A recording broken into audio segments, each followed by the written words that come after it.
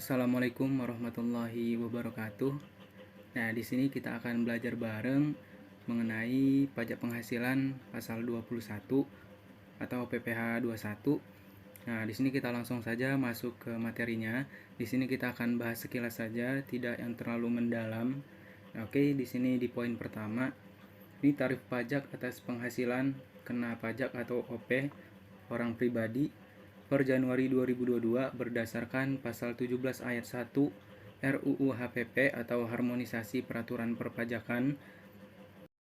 Nah, yang pertama, tarif PKPOP sampai dengan 60 juta atau omsetnya sampai dengan 60 juta ini kena tarif pajak 5%. Kemudian dari penghasilan 60 juta sampai dengan 250 juta itu 15%, 250 juta sampai 500 juta 25%, 500 juta sampai dengan 5 miliar ini kena tarif 30%, dan di atas 5 miliar ini tarif pajaknya 35%.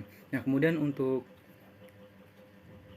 yang tidak memiliki NPWP, ini dikenakan tarif 20% lebih tinggi. Nah, di contohnya di sini ada misal tarif 5%. Nah, jadi 20% dikali 5% ditambah 5% itu sendiri. Jadi nantinya tarif pajaknya itu akan menjadi 6% untuk lapisan yang sampai dengan 60 juta. Nah, begitupun dengan tarif yang berikutnya 15%, 25% sampai 35%.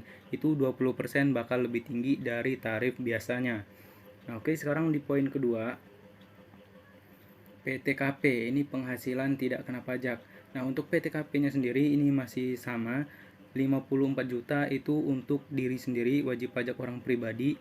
Kemudian ada tambahan 4,5 juta. Tambahan 4,5 juta ini untuk satu tanggungan. Tanggungan ini ialah yang sedarah lurus dan semenda lurus. Kemudian ada juga 4,5 juta ini untuk tambahan wajib pajak yang telah kawin atau telah menikah. Selanjutnya untuk 54 juta ini untuk tambahan PTKP apabila penghasilan istri digabung dengan penghasilan suami. Nah, di sini ada tabel penghasilan tidak kena pajak atau PTKP-nya. Bisa kita lihat untuk ini tanpa tanggungan, yang ini untuk pribadi itu PTKP-nya 54 juta. Nah, kemudian apabila mendapat atau ada tanggungan satu tanggungan, ini misalnya anak, ini mendapatkan ditambah 4.500.000 menjadi 58.500.000 dan begitu untuk seterusnya. Nah, ini untuk yang kawin atau penghasilan istri digabung dengan penghasilan suami. Jadi PTKP-nya ini menjadi 112.500.000.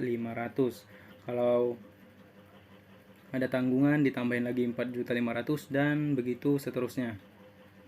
Nah, untuk PTKP atau tanggungan itu yang diperbolehkan hanya 3. Jadi kalau punya tanggungan 4 itu tetap untuk nominalnya jadi 3 tanggungan saja yang boleh menjadi PTKP. Lanjut di poin yang ketiga. Nah, pada poin ketiga di sini kita akan melihat penambah penghasilan bruto. Nah, untuk penambah penghasilan bruto ini ada premi jaminan kecelakaan kerja atau JKK, kemudian ada premi jaminan kematian dan juga overtime atau dapat uang lembur. Nah, nanti untuk soal kasusnya akan kita bahas di sheet berikutnya. Di sini ada kita bahas dulu materi sedikit saja supaya buat bekal atau tambahan pengetahuan aja. Nah, di sini kemudian ada juga pengurangan penghasilan bruto. Nah, untuk pengurangan di sini biasanya ada biaya jabatan, kemudian ada iuran pensiun, iuran jaminan hari tua, dan lain sebagainya.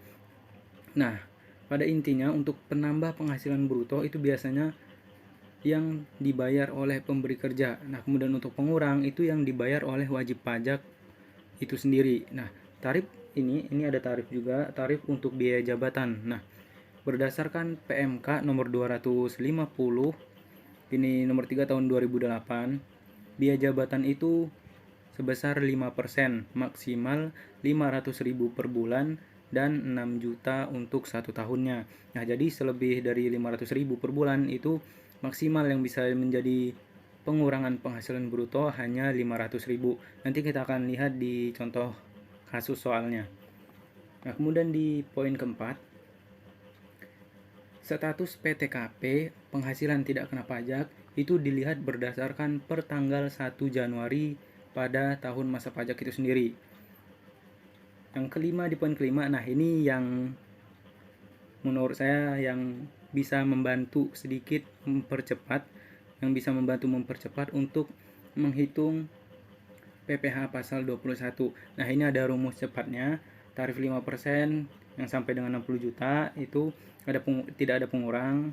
Kemudian 15% itu ada pengurang 6 juta, 25% ada pengurang 31 juta. Nah, nanti kita bakal lihat cara cepatnya di kasus soal aja. Jadi di sini kita cukup aja untuk materi. Untuk materi yang lebih dalam lagi mungkin kalian lebih jago dan bisa belajar dari manapun. Jadi di sini untuk belajar bareng aja supaya kita sama-sama bisa aja untuk menghitung PPh pasal 21.